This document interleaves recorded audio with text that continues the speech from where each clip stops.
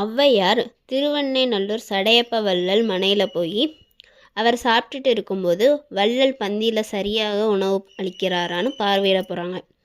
அப்போ உணவு சாப்பிட்டுட்டு இருந்த தமிழரசின்றவங்க, எல்லாருக்கும் நீங்கள் ஒரே மாதிரியாக உணவு அளிக்கிறீங்க, இதனால் எங்களுக்கு பொறாமை இல்லாமல் அறுசுவை உணவு நாங்கள் நல்லா சாப்பிட்றோம்னு சொல்கிறாங்க.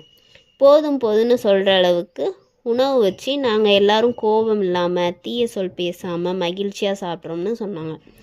இப்படி 4 தீய குணங்கள் இல்லாமல் அறம் செய்யும் நீங்கள் வள்ளல்னு சொல்லி புகழ்கிறாங்க இந்த பொண்ணு.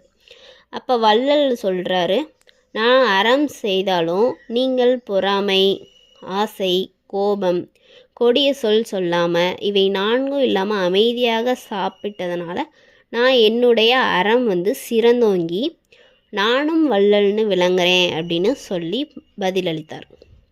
இதை தான் வள்ளுவரும் சொல்கிறாரு, அழுக்காறு அவா வெகுளி இன்னா சொல் 4ம் இழுக்கா இயன்றது அறம.